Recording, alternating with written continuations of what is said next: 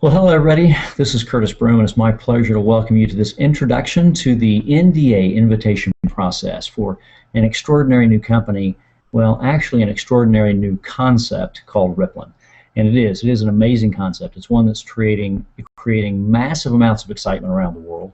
In fact, in such a short period of time, from just a few hundred people a short time ago in Dallas, Texas, who had an opportunity because they were under an NDA to have the curtains opened so they could see in much more detail this concept, what is truly going to be a game changer, truly a global shift type of a concept.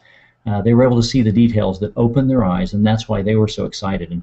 And now that from those few hundred, those hundreds of thousands in over 200 plus countries and territories around the world are now doing what has happened with you. They've shared with someone an opportunity to execute an electronic NDA and to learn what they've learned. And that's why you're here. So what I'm going to do is over the next 15-20 minutes, we're going to go through this, pretty quickly, but we're going to lay a very good foundation so that you'll understand why whoever it was that directed you to this information is so excited, and why they truly want you to be aware of it, and why the timing is so important. There are some significant forces, some significant shifts that are taking place, and they're coming together in a very strong way. And you're about to see something that has never been done like this.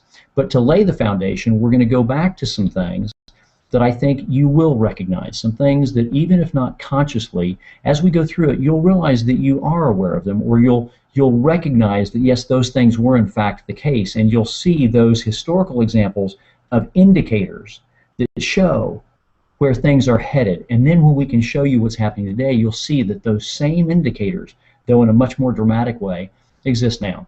And so let's do this. What I'm going to do is I'm going to kind of go into a presentation slide presentation. We're going to go to the slides. Occasionally I'll come off and come back and talk with you personally, because I think that's important so we can have that personal interaction.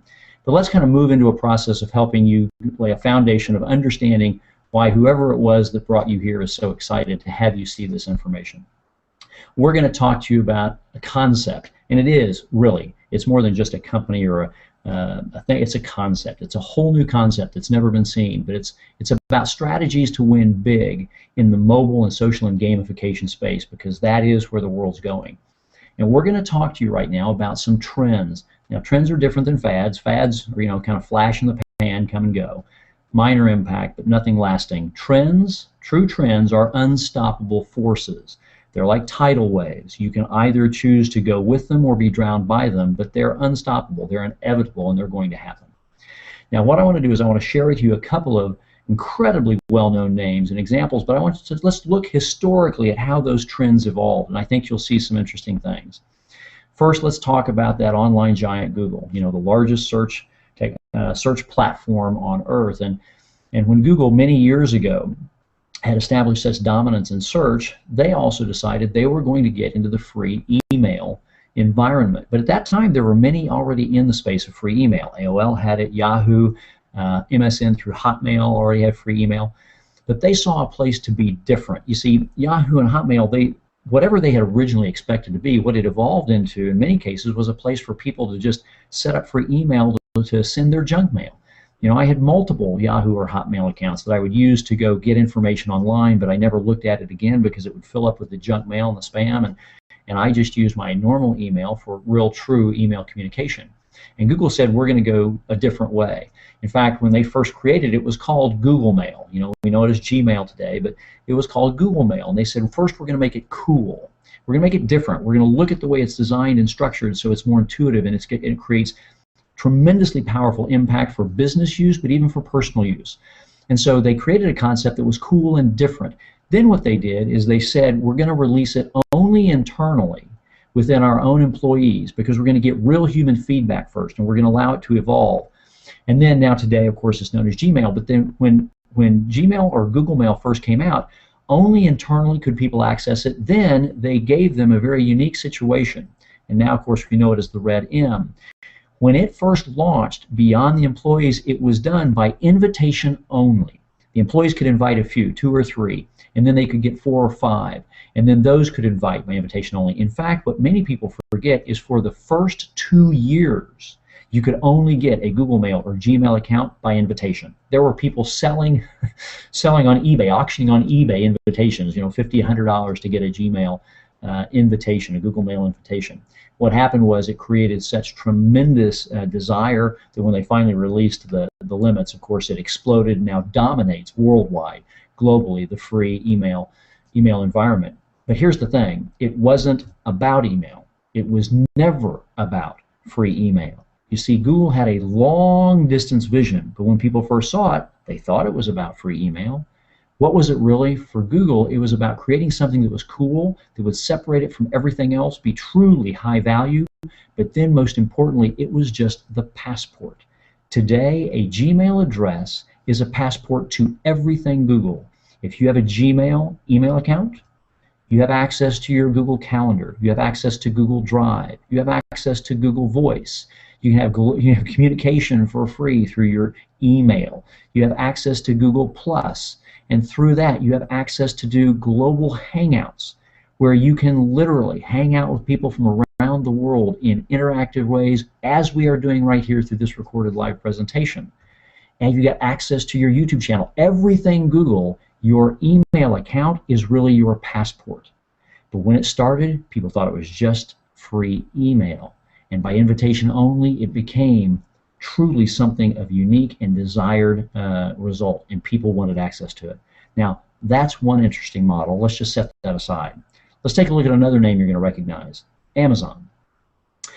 Back in 1994, a guy named Jeff Bezos, who came from a financial investment background, but he was very entrepreneurially spirited. He saw this emerging thing called e-commerce, and he said, I believe it'll be huge.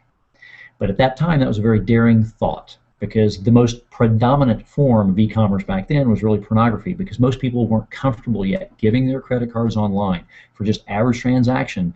It wasn't like going to the store and picking up the merchandise and looking at it and feeling it and being able to spin it around and really look at its quality. Is it really going to show up, or am I going to get ripped off? And so when Jeff Bezos started, he named his company Amazon, but he started selling only books. Now, let's do this for a second. I want to ask just a simple question of you. Let me come back here for a second. And let's look face to face and let's talk about this for a second. People thought he was about selling books, and yet he called his company Amazon. Now, if he really was about selling books, why didn't he just call it bookseller.com? I mean, realistically, wouldn't that have made a lot more sense? But you see, here's what Jeff Bezos understood, that first and foremost, he had to gain your trust. He had to do something that would be so simple and so safe that everybody could realize, well, it's worth giving a shot. It's a book. You don't have to worry about it. It's a book. You don't have to worry about whether the words are spelled properly or if it's going to be a different book than that. It's a book. And he realized that by going online without the big stores, he could create warehouse pricing, sell it to you less expensively, buy a couple at a time, I'll send it to you for free, save you the convenience of driving in traffic. But I just want you to try it, because when you give me the credit card and I charge you and your books show up, you begin to trust me. In fact, back in his early interviews, I read one once, he called it trust commerce. He wanted to establish trusted commerce, because once that happened, here's what he knew what would also happen. With books, I now know everything about you. I know if you're old or young, male or female. I know if you're liberal or conservative. I know what you're religious and what your views are. I know what your political views are. I know what your socioeconomic perspective is. I know everything about you. And then I can start allowing you to interact, which is what happened. And people talked and communicated, and they reviewed, and they shared ideas. And then he said, I'd like to do some surveys. And because we trusted him, we answered them. What was your education? What's this or that? Your interests, your hobbies? What's your household income? Why did we have to tell Jeff our household income to buy a $12 book?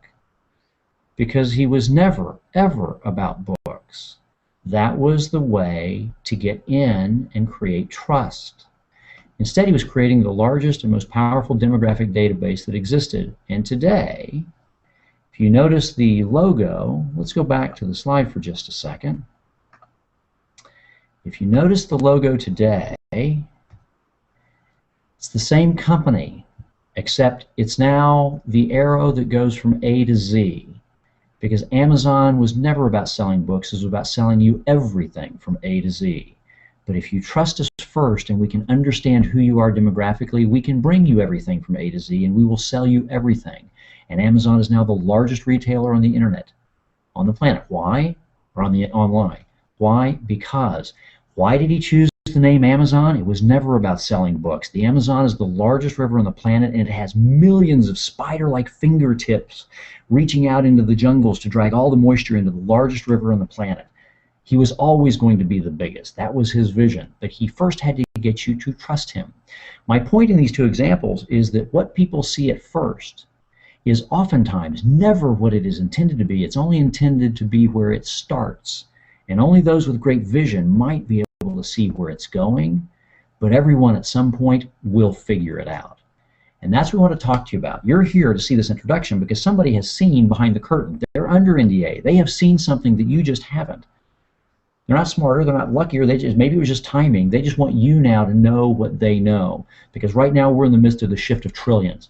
Money is moving from traditional ways to promote to extraordinary ways that are high speed and high powered, and most importantly, they're mobile. They're in the palm of your hand. Everything is moving mobile. We see it everywhere. 87% of the world's population have mobile phones.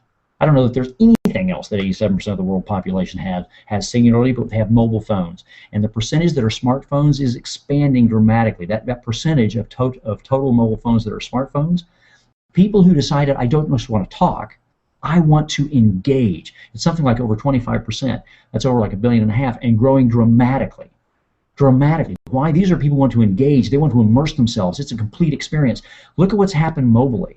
Everything moving mobile. By the way, it's not a trend now. Not anymore. Smartphones, this is a way of life. They're indispensable. They've transformed our behavior. We are more fully engaged. It's more real estate. We can see more things. And the trends are everywhere. In fact, when iPads came out, everybody said, oh, how cool, they're so small, except they're now iPad minis because the iPad's too large long term. Everything is moving to the palm of the hand, and everyone realizes it. The venture capital firms understand it. There's no big rush of money to .coms. Facebook's IPO kind of made that an ultimate reality. The movement is towards mobile. In fact, mobile companies are creating huge multi-million dollar venture funds to find those next most powerful social media and apps that engage people. It is creating billionaires. In fact, everything is becoming appified. Banks have apps, and churches have apps, and rock groups have apps, and celebrities have apps, and you can have apps to track your flight and to track your dental schedules. You have apps for financial planning, and you have communication apps. In fact, it's all about communication. And how can we reach further and faster? As human beings, our most fundamental desire and need is to communicate with others. It's what separates us from the beast. But now there's another thing emerging, and it's kind of infiltrating. It's becoming a part of it. It's called gamification. And you need to pay attention to this trend because it is being laid on top of the world everywhere. It's about inspiring people to create experiences, not just interactions, but experiences. Gamification is about behavior modification and behavior mechanics. Through the fun, bottom line, as human beings, we're also competitive. We love to communicate and we love to compete. Even if we don't do it overtly, like sports athletes, the reality is if there's a list of best to worst or largest to least, we always want to be higher on the list. And we love watching ourselves move up that list. It's not just about games like Farmville, though Farmville has 72 million people logged in any given instant typically around the world. It's about the fact that gamification creates movement towards excellence and winning. There are global 2,000 companies right now that are hiring gamification experts to come in and gamify every aspect of their operation, from the job of the receptionist to the secretary to the marketing assistant to the vice president of operations, because they realize that through the gamification, by being able to direct behavior to those things that create the most efficiency, the most effectiveness, and therefore the highest profitability, they get the greatest result. And it's fun because the secretary can see that she's doing her job so well, she's kicking the VP's butt because he's not doing his. In other words, it makes everybody step up their game. That's what the magic is of combining them all. And when you bring it all together, there's just one last challenge to overcome. In today's world versus 5 years ago, a 14-year-old kid could come out with an app and get rich and be the news story. Not anymore. There are millions of apps. Today, it's a game of money. Take mobile, eat out, cash in. Their budgets with their VCs, when they do their venture capital raises, a majority of the money they raise is not just to build the app, it's to spend money, real hard money on marketing, to go out and market and create the awareness so they can get an installation. $10 to $50 In fact, there are companies right now spending $100, $200, some $500 and $600 for each initial installation because they're high-end elite niche apps.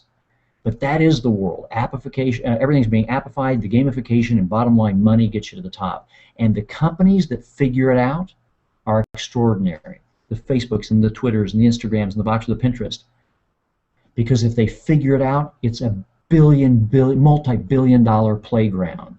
But here's the interesting thing. It's driven by you. You take a look at Facebook and Twitter. Take a look at Instagram and Pinterest. You know what they're all about? Communication.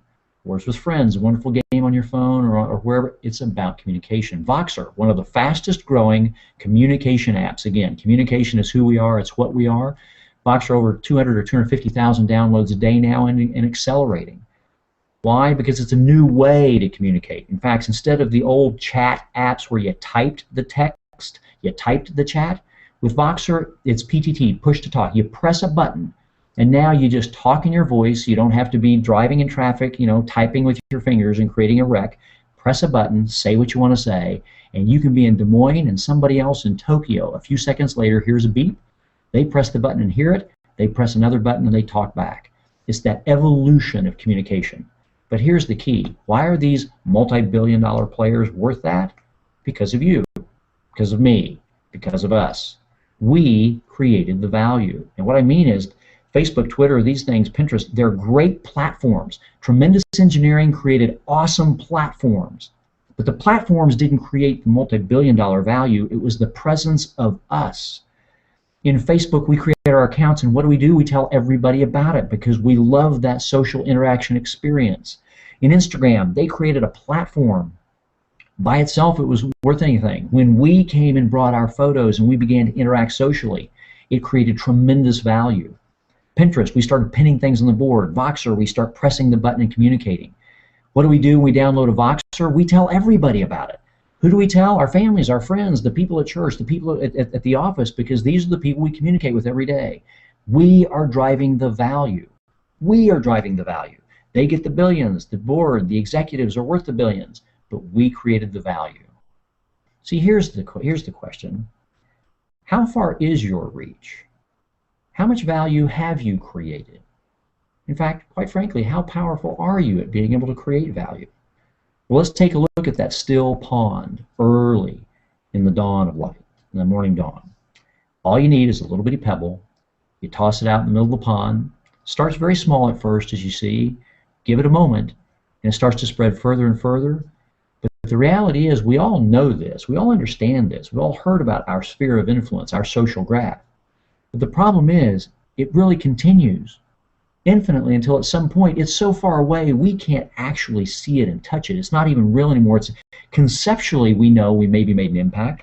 How many people are on Facebook or Twitter or are using Voxer or Pinterest today because you experienced it and told them about it?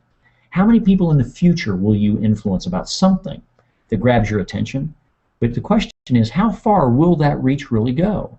How much of that multi-billion dollar value did you really, or were you really a part of creating?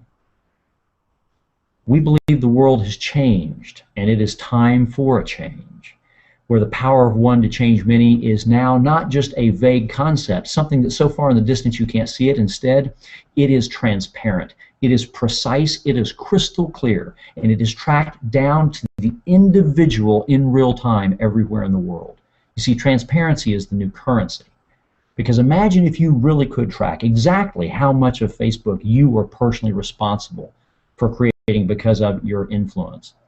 What if, because it could be tracked specifically, exactly how many people you spoke to, how many people you invited to the environment, how many people you shared the environment with, and how many they did and how many they did? What if you just did what you've always done? You experience things, you download apps, you engage with them, they make your life better, they make it more enjoyable, they make it more productive, and when you like it, you just share with others.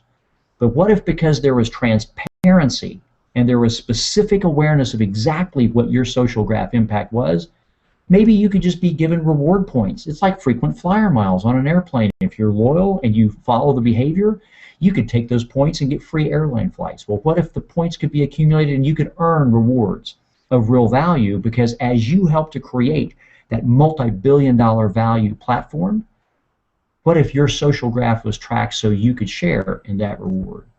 You see, it's time to reward you for your social graph. It's your turn, and it's time to get in the game. And that's what Rippln is all about. And that is the Rippln rollout. That's what those few hundred in Dallas, just a short time ago, saw when the curtain opened. Once they were under NDA and they saw the curtain open, see, so many people have misunderstood. There's so much flying around now. I mean, this is moving so dramatically. There is a communication app that will be released, and that's really the beginning of Rippln, but people thought that as the official beginning that that's what it was. It's a leading edge communication app, kind of like a Voxer and other things combined to be kind of a communication app on steroids. But the thing about technology, it always evolves. People will always catch up, and we will always continue to move forward, as will they. People thought that Rippln was about a communication app, or that Rippln was an app company, and it's not. Rippln is a platform of transparent social graph tracking on a planetary basis. And there is a four-way strategy to reward the Ripple makers specifically based on their sphere of influence. And that's what's happening. The first official step is at the end of May, beginning of June, when the communication app becomes a mechanism, because it's such an engaging, it's such a powerful communication app. Everyone who uses it, what are they going to do as human beings that love to communicate? With just natural human behavior, they are going to tell their family, their relatives, their friends, their coworkers, their social organization participants, their religious organization participants. They're going to tell everybody about it because that's who they communicate with. It's free, but it's by invitation only. Because by being by invitation only, just like with Gmail at first, we can track exactly what your social graph is and exactly how much value you brought, and you can be rewarded for the value you've created. Finally, you can participate not just in the growth, but in the reward. Now, here is where we can't go further in detail, because this is where the first stage process before the launch of the communication app, that's our NDA process. This is the buzz phase. This is where you've been told by someone to come take a look at this and let us see if we can get you enough information.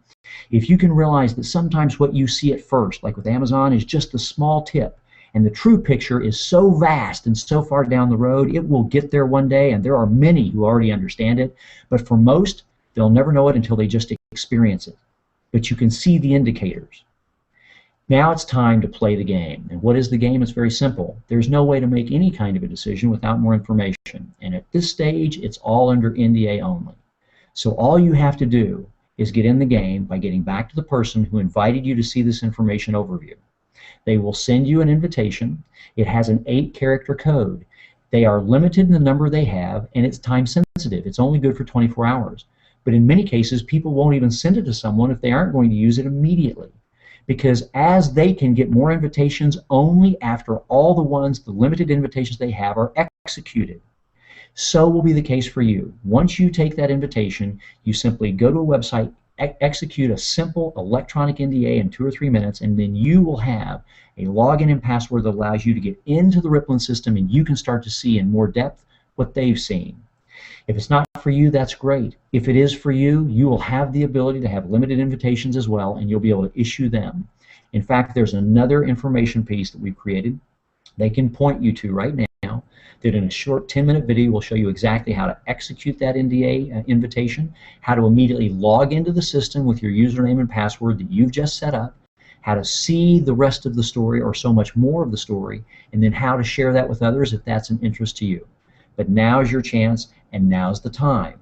Now's the time to get in the game, because you've created value all these years. It was just never tracked in a way that you could be rewarded, and now it's time. So just get back to the person who introduced you to this information. If you've got an interest, they'll send you an invitation. Respect them, respect yourself. Do something with it immediately on your smartphone or on a computer. Immediately execute that, get under NDA, log in and take a look. And then when you see what we see, and then you know what we know, we feel confident you'll do what we're doing, sharing this message as fast as we can, with as many as we can, because Rippln is an idea whose time has come. In just a short period of time, from a few hundred to hundreds of thousands, and we still have 4 to 5 weeks before we get to the launch point, where when that communication app comes out, that value alone will drive more explosive growth than we've ever seen. And the platform will be created.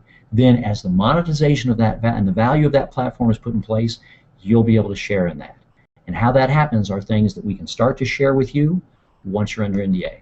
So thanks for spending some time. I hope it's been of value to you. Get back to the person. They'll get that invitation to you, and we'll see you very soon. And we can get to Rippln, and you can be a part of starting your Ripples and watching them as they expand across the country and around the world.